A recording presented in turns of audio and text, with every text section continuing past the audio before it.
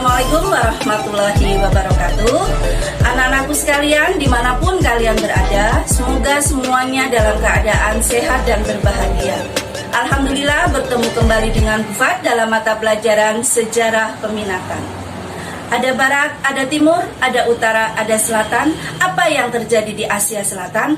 Mari kita belajar bersama-sama.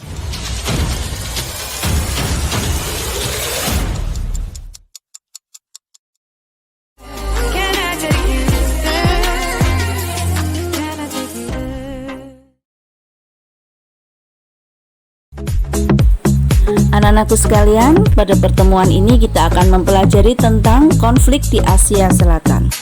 Negara-negara yang termasuk dalam wilayah Asia Selatan diantaranya ada Pakistan, India, Nepal, Bangladesh, dan Bhutan.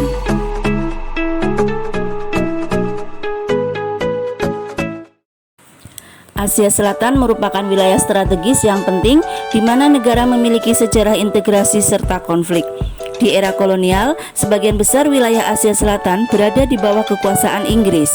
India, negara terbesar di wilayah ini, adalah ekonomi tunggal yang terintegrasi dengan baik pada saat itu. Dengan pecahnya wilayah kolonial India menjadi Pakistan dan India pada tahun 1947 dan kemudian memecah lebih lanjut dari Pakistan ke Bangladesh pada tahun 1971, integrasi ekonomi regional melemah. Pada saat yang sama, negara-negara di kawasan ini mengalami ketegangan dan konflik dalam jangka waktu yang lama. Latar belakang dan dampak terjadinya konflik India-Pakistan. Sepanjang sejarah, banyak konflik yang terjadi akibat banyak faktor, baik itu perbedaan ras maupun perebutan wilayah kekuasaan. Walaupun konflik merupakan hal yang biasa di masyarakat, kebanyakan dapat berakhir dengan perang hingga penumpahan darah.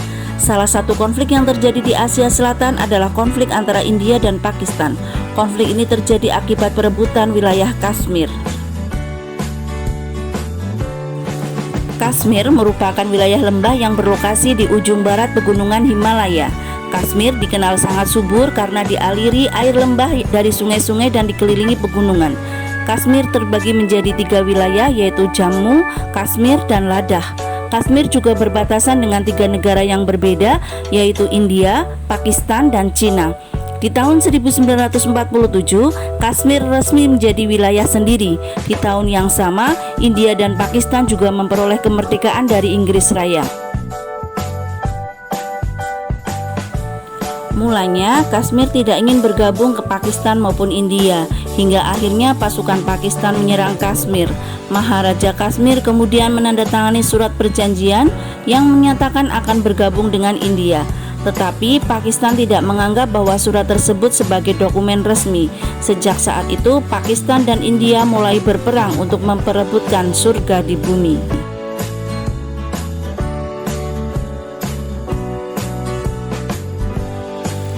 Di tahun 1965, Pakistan memperoleh sebagian kecil wilayah Kashmir.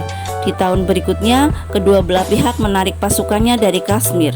Tetapi India dan Pakistan kembali berperang dari tahun 1971 sampai 1972.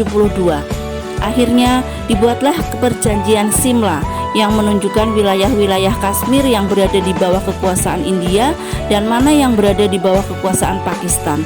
Tetapi kedua negara tersebut masih berseteru mengenai perbatasan wilayah.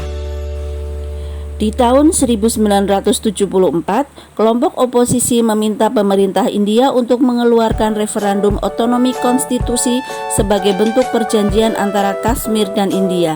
Di tahun 1989, para militan Kashmir yang berada di bawah kekuasaan India mulai bergerak.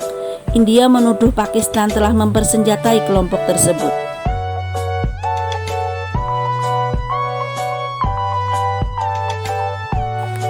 Di tahun 1999, India dan Pakistan kembali berperang karena pasukan bersenjata melintasi batas wilayah administrasi India.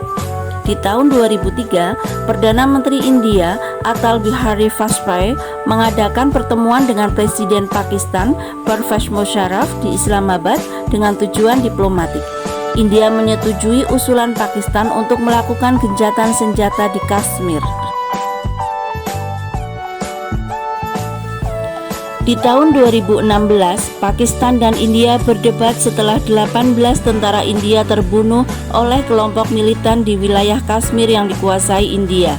Tidak lama setelahnya, 2 tentara Pakistan juga terbunuh dalam perang dengan pasukan India di wilayah perbatasan. Dampak dari konflik India-Pakistan diantaranya, konflik menyebabkan tingginya tingkat pengungsi yang ingin menyelamatkan diri dari pertempuran. Banyak korban jiwa merupakan rakyat Kashmir. Konflik juga menyebabkan ekonomi di wilayah Kashmir kehilangan kestabilan dan menimbulkan ancaman geopolitik yang belum berakhir hingga saat ini.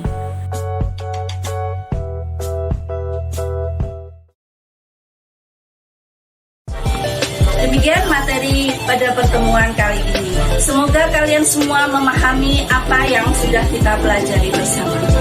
Selamat belajar, semoga kalian sukses. Wassalamualaikum warahmatullahi wabarakatuh.